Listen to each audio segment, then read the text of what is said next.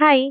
তো কিছুদিন আগে আমি মুর্শিদাবাদ গিয়েছিলাম। তো যেখানে আমি স্টে করেছিলাম যে কাকুটার বাড়ি, তো সেই বাড়িটাতে তো আমি ১ম গিয়েছিলাম। তো অনেক ছোটতে গিয়েছি, আবার এত বড় হয়ে গেছি এবার।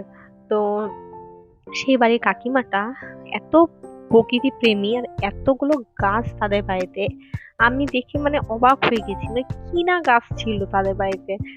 আমি তো মানে ভাবছি এটাও আছে ওটাও আছে, মানে একসাথে আমি এতগুলো গাছ আমি কোনোদিনও দেখিনি কারোর বাড়িতে। যা দেখেছি ভিডিওতেই দেখেছি, হয়তো ইউটিউবে দেখেছি এরকম টাইপের। কিন্তু আমার রিলেটিভদের মধ্যে এতগুলো গাছ আমি একবারে কখনো দেখিনি। ফুল ফল সবকিছুর গাছ ছিল, তুমি আগে আগে দেখতে পাবে ভিডিওগুলো। সব গাছগুলো একদম গুছানো, আর যেন ইনডোর আর আউটডোর দুটো আলাদা আলাদা রাখা ছিল না, সব ছাদের উপরে ছিল। মানে বড় বড় গাছের নিচে ছোট ছোট গাছগুলো, ইনডোর গাছগুলো রেখেছে।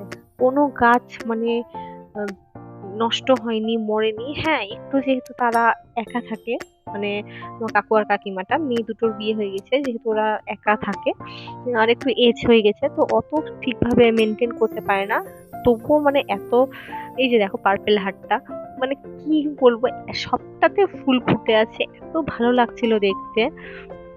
আমি তো সত্যি অবাক হয়ে গেছি। তো আমি যখন গাছ আমার লাইফে শুরু করি, মানে গাছকে ভালোবাসা বা গাছ লাগানোটা, ওটা লকডাউন থেকে শুরু করি, জানো তো। লকডাউনে যখন ফাঁকা বসেছিলাম, পড়ানো ছিল না, কিছু ছিল না, তখন একটু একটু করে গাছ লাগাতে শুরু করেছিলাম। প্রথম গাছটা আমার স্টুডেন্টের মাই দিয়েছিল, মানে যে বাড়িটাতে আমি পড়াতাম সেটা আমার পাশেই, যেহেতু তো লকডাউনের সময় আমি পড়াতে গিয়েছি।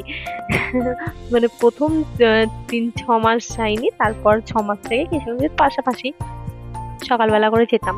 তো যাই হোক, তোমার সেখান থেকে গাছ নিয়ে এসেছিলাম, নয়নতারার একটা গাছ, তোমাদেরকে দেখাবো কোনো সময়। আর ওই গাছটা থেকে আস্তে আস্তে আস্তে আস্তে আমার মানে হয় না গাছের প্রতি নেশা, ওই রকম হয়ে গেল। ছোট থেকে ভালোবাসতাম ফুল টুল এগুলো বাসতাম, কিন্তু এতটা এরকম ছিল না। এখন যত যেমন হয়ে গেছে, এখন গাছ দেখলেই মনে হয় এটা একটা কাটিং নিই, ওটা একটা। হ্যাঁ, জায়গার অভাবে একটু লাগানোর অসুবিধা হয়। ফ্ল্যাট বাড়িতে বুঝতেই পারছো, অতটা স্পেস থাকে না। স্পেস থাকলে গেলেও মানে যেহেতু একটা রেস্ট্রিকশনের ব্যাপার থাকে, ওই জন্য লাগানো যায় না। তোমরা একটু ইগনোর করো আমার গলাটা, আমার গলাটা একদম বসে গেছে, মানে যেহেতু ঠান্ডা ঠান্ডা লেগে গেছে। তো যাই হোক, ওইভাবে আমার গাছের প্রতি নেশাটা হয়। আস্তে আস্তে আস্তে আস্তে আমিও গাছের প্রতি পাগল হয়ে যাই। এটা লাগাবো ওটা লাগাবো, আর আমার মনে হয় যতটুকুটা লাগাচ্ছি গাছ, সেই কটাকেই ভালো করে মেনটেন করি। অযথা অনেকটা লাগিয়ে তারপর আমি মেনটেন করতে পারবো না, মরে যাবে, খুব খারাপ লাগে তখন। তো তোমরা যখন যারা যারা ভাবছো আমি গাছ লাগাবো, অল্প করে শুরু করো, দুটো তিনটে থেকে, দেখবে আস্তে আস্তে নিজেই হয়ে যাবে, নিজে নিজেই বুদ্ধি বেরিয়ে যাবে, নিজে নিজেই সবকিছু হয়ে যাবে। যে কোথায় রাখবো না রাখবো।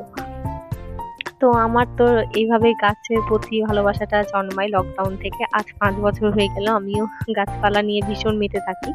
তো এখানে গিয়ে আমি খুব শান্তি পেয়েছিলাম, খুব ভালো লাগছিল। সকালবেলা ঘুম থেকে উঠেই চলে যেতাম, দারুণ লেগেছে আমার। তো আমি ভাবলাম তোমাদের সাথে শেয়ার করি। ভিডিওটা কেমন লাগলো জানাও। Thank you for watching.